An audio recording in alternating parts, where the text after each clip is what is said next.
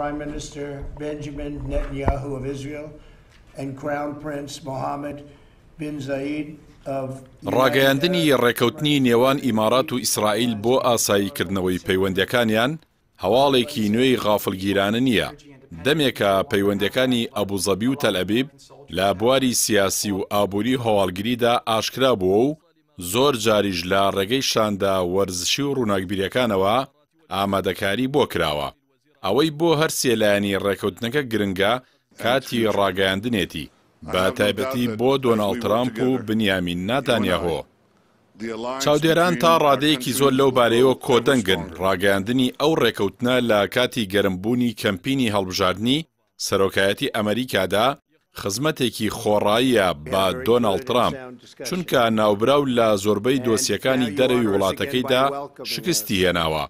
بۆیە پێویستی بەوەیە لەم کاتەدا سەرکەوتنێک تۆمار بکات، هەرچەندە دۆسیە ناوخۆیەکان بۆ دەنگدەری ئەمریکی گرنگن، با تایبەتی ئابووری و تەندروستی کە ترامپ شکستی گەورەی تێدا تۆمار کردووە.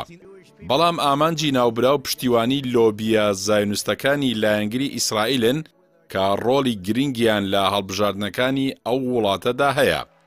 هەرچەندە لەوەشدا سەرکەوتنەکەی ئیلهان عومەر بە سەر ڕکابەرەکەیدا لە مینیسۆتا کە ڕێکخراوە زایونستەکان 6 بەرامبەری ئیلهان عومەر یارمەتیان بۆ ڕکابەرەکەی کۆکردبووە، بەڵام شکستی هێنا و بە جیاوازێکی زۆر هەڵبژاردنەکەی دۆڕاند. لە کاتێکدا ناتانیاهۆ بەهۆی دژایەتی بێنی گیانسەوە نەیدەتوانی بەڵێنەکەی بباتە سەر، لە داگیرکردنی دۆڵی ئەردەن و لکاندنی شارۆچکە زایۆنیە نشینەکانی کەناری خۆرئاوادا و بە هەموو شێوەیەک گەیشتبووە بنبەست.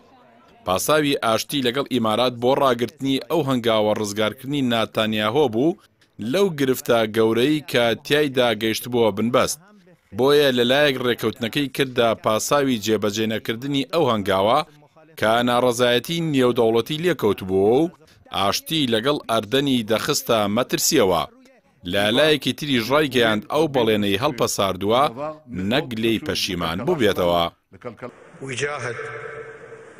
لەم کاتەدا گەلانی ئازادیخوازی بەهاری عەرەبی حکومەتی ئیمارات بە دوژمنی سەرسەختی خۆیان دەزانن و ڕایگشتی خۆرئاواش دژی دەزوەردان و کارە تێکدەرەکانی ئەو وڵاتە بۆ چەسپاندنی پێگەی دیکتاتۆرانی ناوچەکە تا ڕادەیەک گۆڕانی بەسەر داهاتووە.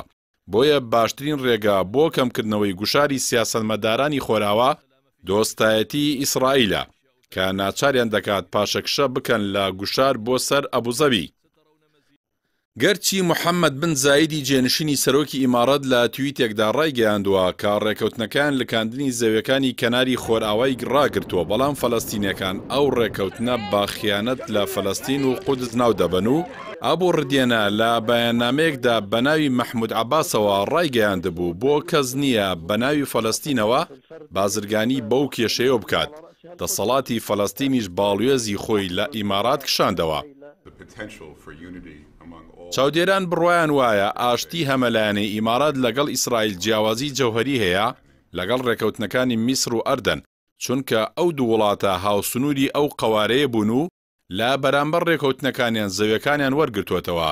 بەڵام ئەوەی ئیمارات ڕێکەوتنێکی خۆڕاییە لەگەڵ خراپترین دوو سەرۆکی ئەمریکا و ئیسرائیلدا کە هیچ بڕوایەکیان بە مافی ژیانی فەلەستینەکان نییە، لە سەر خاکی مێژووی خۆیاندا و هەموو بڕیارە نێودەوڵەتەکانیشیان پێشێل کردووە. بەڵام ئیمارات نە لە ڕووی جوغرافی و نە لە ڕووی سیاسیەوە پێویستی بە قەوارەی زایۆنی نییە بۆ ڕێکەوتنی لەو شێوەیە.